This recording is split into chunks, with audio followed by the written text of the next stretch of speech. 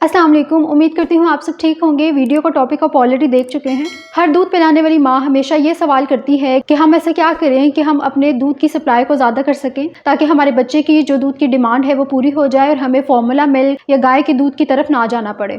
आज हम अपनी इस वीडियो में यही चीज़ डिस्कस करेंगे कि एक दूध पिलाने वाली माँ अपनी ज़िंदगी में वो कौन कौन से चेंजेस कर सकती है जिससे दूध की सप्लाई बढ़े और बच्चे की दूध की डिमांड भी पूरी हो जाए। उसमें सबसे पहले तो ये है कि आपने अपने बच्चे को बार बार दूध पिलाना है। हम सब ये बात जानते हैं कि जब बच्चा पैदा होता है, चंद दिनों का होता है, तो हर गुजरते दिन के साथ बच्चे की भूख बढ़ती है। इसलिए शुरू के कुछ दिनों में हम देखते हैं कि बच्चे को तकरीबन हर घंटे बाद ही दूध चाहिए होता है। इस सूरत में बजाय इसके कि आप फार्मूला मिल्क डब्बे वाला दूध इस्तेमाल करें, आपने ये करना है कि जब भी आपके बच्चे को भूख लगी है, जब भी आपके बच्चे को दूध की ज़रूरत है, तो आपने अपने बच्चे को अपना दूध पिलाना है। शुरू के कुछ हफ्तों में जब आप ये प्रैक्टिस बार बार करेंगी कि आप अपने बच्चे को बार बार दूध पिलाएंगी, तो आप ये चीज़ देखेंगी कि आपके दूध की सप्लाई भी बढ़ेगी। शुरू के कुछ हफ्तों में बार बार दूध पिलाना इसलिए इम्पोर्टेंट होता है कि जब आप शुरू में अपने बच्चे को ज़्यादा दफ़ा फीड कराती हैं, तो इस केस में आपके ब्रेन को ये पता चल जाता है आपके बच्चे की दूध की डिमांड ज़्यादा है, इसलिए ज़्यादा दूध बनाने की ज़रूरत है। इसका बेहतर असूल यही है कि आपने जब अपने बच्चे को फीड कराना है, तो जब ब्रेस्ट की एक साइड खाली हो चुकी है, तो उसके बाद आपने अपने बच्चे को दूसरी साइड पर लेके जाना है।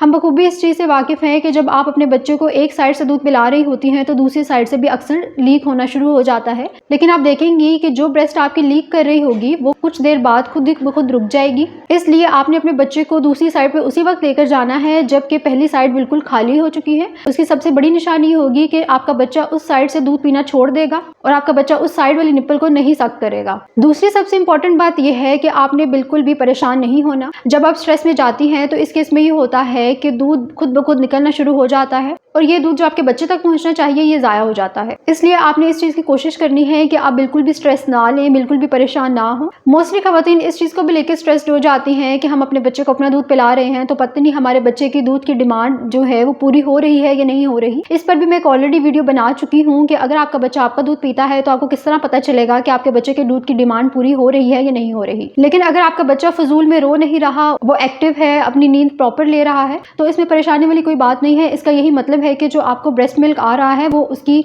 मिकदार इतनी है जिससे आपके बच्चे का पेट भर जाता है। तीसरा, आपने इस चीज़ का ख्याल रखना है कि अगर आप अपने बच्चे को अपना दूध पिलाती हैं तो आपने अपनी नींद का खास ख्याल रखना है। अगर आप पूरे एक दिन में बहुत कम नींद ले रही हैं तो इसका डायरेक्ट असर आपके दूध की प्रोडक्शन पर जाएगा। कोशिश करें कि आप दिन में तकरीबन 7 से 8 घंटे ज़रूर सोएं। इस केस में आप ये कर सकती हैं कि आप अपने बच्चे को किसी और को पकड़ा सकती हैं जिसको आप ट्रस्ट करती हैं। उसके बाद आपने इस चीज़ का ख्याल रखना है कि आपने हमेशा ज़्यादा मिकदार में पानी पीना है। जब आप ज़्यादा मिकदार में पानी पिएंगी तो इससे आपके मिल्क की प्रोडक्शन ज़्यादा होगी।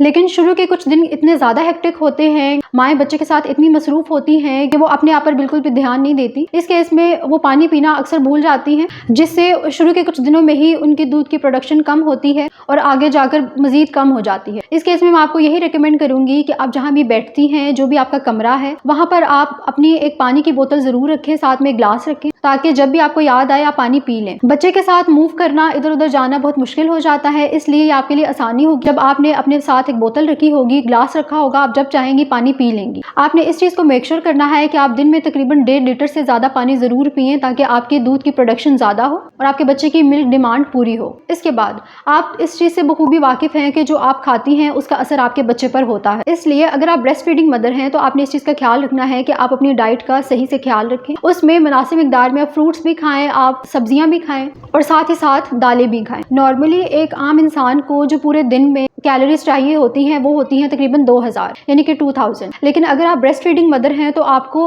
2300 से 2500 तक यानी कि 2300 से 2500 तक कैलोरीज चाहिए पूरे दिन में ताकि आपकी सप्लाई भी बिल्कुल सही रहे। अब इस 300 से 500 कैलोरीज की डिमांड को पूरा करने के लिए आप ये कर सकती हैं कि आप खाने के अलावा अपने पास कोई एक्स्ट्रा खजूरें वगैरह रख सकती हैं, कोई बिस्किट रख सकती हैं, जिससे आपकी जो कैलोरी डिमांड है वो पूरी हो और आपके दूध की सप्लाई सही हो। मैं पर्सनली दिन में 9 से 10 खजूरें खुद भी खाती हूँ ताकि आगे चल के ब्रेस्ट मिल्क की प्रोडक्शन कम ना हो। अब खाने पीने का हरगिज़ मतलब ये नहीं है कि आपने कुछ ऐसी चीज़ें खानी है जिससे आपके बच्चे को भी नुकसान हो, आपका बच्चा रोए और आपको पता ना चले कि वो क्यों रो रहा है। मैं इस पर भी एक ऑलरेडी वीडियो बना चुकी हूँ कि ऐसी कौन सी फूड्स हैं जो कि आपने अवॉइड करनी है ब्रेस्ट फीडिंग के दौरान। खासतौर पर आपने शुरू के 3 महीनों में इस चीज़ का ख्याल रखना है कि आपने कोई भी गैसी फूड्स नहीं खाने, गोभी वगैरह, जिससे आपके बच्चे को भी गैस हो। उसके बाद आपने इस चीज़ का ख्याल रखना है कि अगर आप अपने बच्चे को अपना दूध पिलाना चाहती हैं तो आपने अपने बच्चे को फीडर पर नहीं लगाना। फीडर पर आप अपने बच्चे को उस टाइम ही लगाएं अगर आप अपने बच्चे को अपना दूध पंप कर दे रही हैं, लेकिन अगर आप अपने बच्चे को फॉर्मूला मिल्क दे रही हैं तो आप इस चीज़ को जितना अवॉइड कर सकती हैं उतना ही करें। इससे ये होगा कि जब आप अपने बच्चे को अपना दूध बार बार पिलाएंगी तो आपके दूध की सप्लाई ज़्यादा होगी और आपके बच्चे के दूध की डिमांड पूरी हो जाएगी। बच्चे को आपने पहले चंद हफ्तों में फीडर बिल्कुल भी नहीं पिलाना, लेकिन अगर आपको लगता है कि फिर भी आपके दूध की सप्लाई इतनी ज़्यादा नहीं है कि आपके बच्चे का पेट भर रहा है, तो फिर आप बच्चे को